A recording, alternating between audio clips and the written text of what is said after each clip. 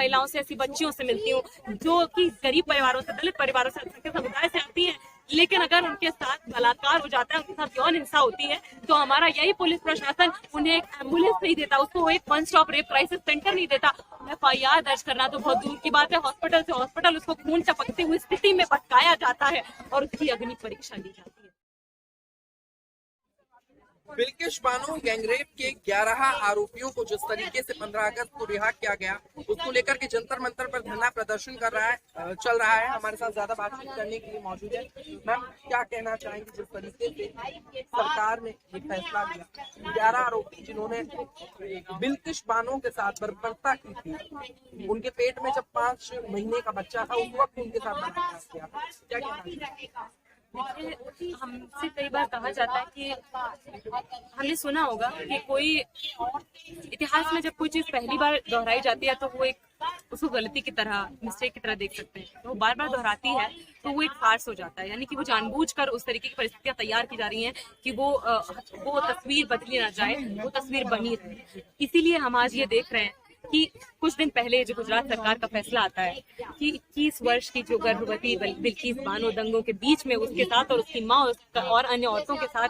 जो सामूहिक बलात्कार किया गया डोमिनेंट कास्ट के लोगों द्वारा, सरकार के लठैतों द्वारा, उसके परिवार के 7 लोगों को बेमौत मार दिया गया, उनको उसके दोषियों को जब आजीवन कारावास की सजा सिस्टम की दरियादिली के कारण नहीं, लोगों की, महिलाओं के संघर्ष के कारण हुई, दबाव के कारण हुई, तो उस सजा को 15 साल बाद ये सिस्टम जब माफ कर देता है और उसके बाद उनके दोषियों को मिठाई और मालाओं से उनके स्वागत किया जाता है, उनके पैर छुए जाते हैं, तो ये कोई छोटी बात नहीं कहता, ये बहुत सारी बातें कहता है। देखिए, आज हमारे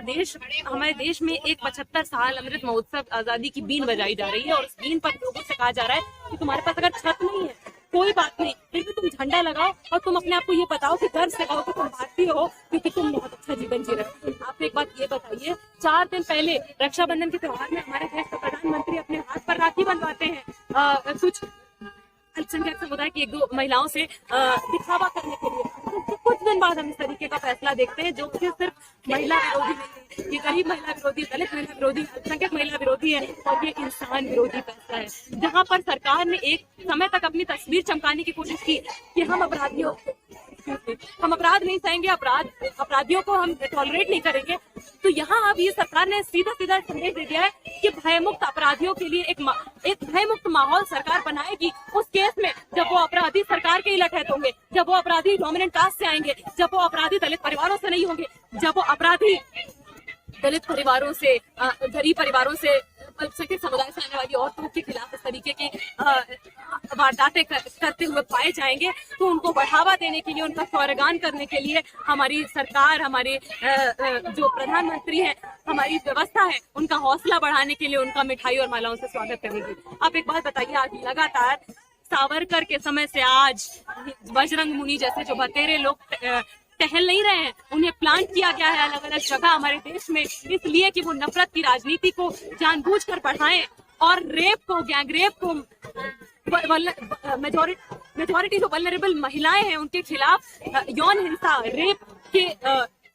वारदात को पॉलिटिकल वेपन की तरह प्रमोट करें। इसके लिए हमारी सरकारें आज उनके हर तरीके के चेहरे को पर्दाफाश होते हुए हम देख चुके हैं और इसीलिए यहाँ पर आज हमने ये धरना प्रदर्शन किया है, ये सरकार को संदेश देते हुए कि आज तक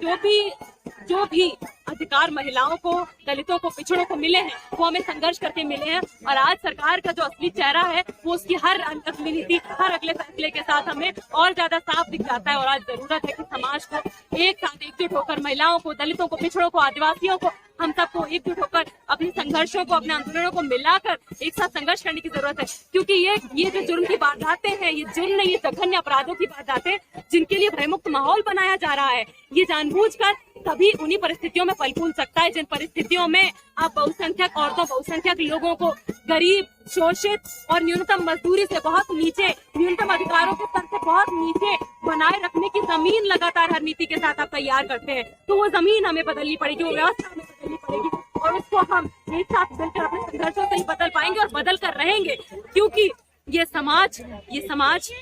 और ये इतिहास गवाह है कि कभी भी जो सत्ता में बैठे हैं उनको लगता है कि उनके कारण ये दुनिया चलती है और उनके कारण लोगों को जो भी मिलता है वो मिल पाता है, ऐसा नहीं है। लोग इस समाज में अपने खिलाफ होने वाली जातियों के साथ औरतें, बिल्किस बानो जैसी इस देश की करोड़ों औरतें अपने खिलाफ होने वाली जातियां जो उनकी हिंसाओं और गैर बराबरी और शोषण के खिलाफ खराब महसूस करती हैं और उसके खिलाफ संगठित होकर संघर्ष करेंगे। प्रधानमंत्री लगातार बात करते हैं कि महिला सशक्तिकरण की बात करते हैं, लगातार कहते हैं कि महिला जो है वो देश में अब आत्मनिर्भर हो रही है। क्या आपको लगता है कि महिलाओं की जो स्थिति थी वो देश में कहीं तक सुधरी? देखिए, महिलाओं की स्थिति कितनी सुधरी, आप आंकड़े उठाकर देख लीजिए। आजादी के 75 साल अमृत महोत्सव के देश मना रहा है, लेकिन महिलाओं के खिलाफ होने वाली जो उनकी जो वारदातें हैं, पिछले सालों का आंकड़ा देखिए, इस सालों का आंकड़ा देखिए, आपको कई जगह पर तो दोगुना बढ़ता हुआ दिखेगा। तो ऐसा क्यों है? इसलिए है क्योंकि उसके लिए जमीन तैयार की जा रही है। आप बताइए, जब सरकार के अपने नेता, सरकार के अपने स्पोक्स पर्सन ये कहते हुए नजर आएंगे कि आप जाकर अल्पसंख्यक महिलाओं की, समुदाय की महिलाओं के साथ रेप करिए, ठीक है, उसी से उनको सबक मिलेगा। और जब लगातार आप इस तरीके से